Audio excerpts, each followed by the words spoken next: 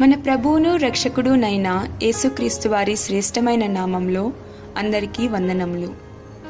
రోజుకు ఒక మిషనరీ జీవిత చరిత్రలో ఈరోజు మనం చూడబోచున్నది లియోనార్డ్ రావెన్హిల్ యొక్క జీవిత చరిత్ర. జననం 18/6/1907, మరణం 27/11/1994. స్వస్థలం ఇంగ్లాండ్ దేశంలోని యార్క్షైర్. దర్శన స్థలము అమెరికా మరియు బ్రిటన్. ఇంగ్లాండ్ దేశంలో జన్మించిన లియోనార్డ్ 15 ఏళ్ల వయసులో యేసుక్రీస్తును తన రక్షకునిగా అంగీకరించారు.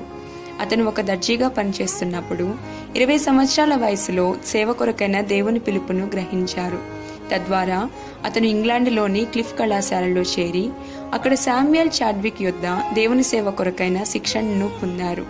అతని లోతైన ప్రార్థనా జీవితం, సువార్తను ప్రకటించుటకు అతను కలిగి ఉన్న ఆసక్తి మరియు అతని యొక్క శక్తివంతమైన ప్రసంగాలు చాలా మందిని క్రీస్తు వైపుకు ఆకర్షించాయి.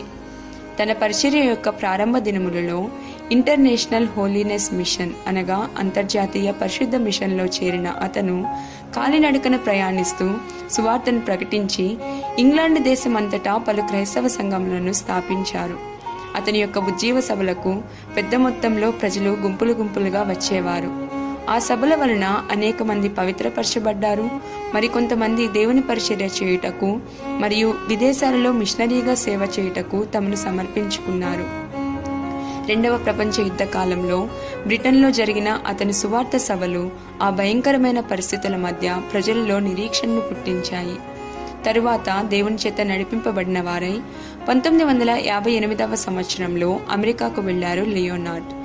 అక్కడ అతను గుడారాల్లో ఉజ్జీవ సభలను మరియు సువార్త ప్రచార సభలను నిర్వహిస్తూ యునైటెడ్ స్టేట్స్ అంతటా అలుపు లేకుండా ప్రయాణించారు.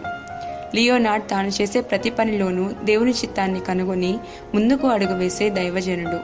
రోజుకు 8 గంటల పాటు ప్రార్థనలో గడిపే అతను నమ్మశక్యం కానటువంటి వ్యక్తిగత క్రమశిక్షణను కలిగి ఉన్నారు. అంతేకాకుండా దేవుని వాక్యం కొరకు తీరని వాంఛను కలిగి ఉండి రోజుకు 6 గంటలు వాక్య ధ్యానంలో గడిపేవారు.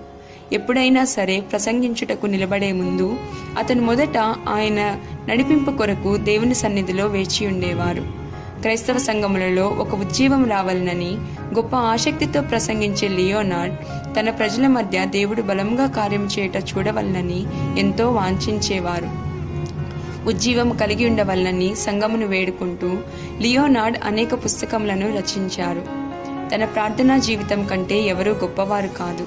ప్రార్థనను కలిగిలేని పాదిరి కేవలం ఒక ఆటను ఆడుతున్నాడు. ప్రార్థన చేయని ప్రజలు దారి తప్పి తిరుగుతున్నారు.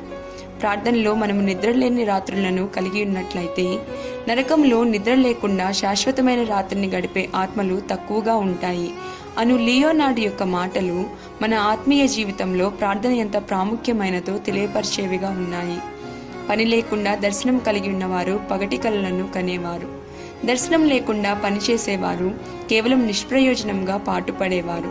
అయితే దర్శనం కలిగి పనిచేసేవారు మిషనరీ అవుతారు అని అతను కలిగి ఉన్న అభిప్రాయం మనకు కనువిప్పును కలిగించేదిగా ఉంది. ప్రియమైన వారలారా, మీ సంఘంలో ఉజ్జీవం కొరకు మీరు ఎంత భారమును కలిగి ఉన్నారు? ప్రభువా, ఒక ప్రార్థన యోధునిగాను మరియు సంఘంలోనూ ఇతరుల వ్యక్తిగత జీవితంలోనూ ఉజ్జీవాన్ని తీసుకొని వచ్చే సాధనముగాను నన్ను చేయుము. ఆమేన్.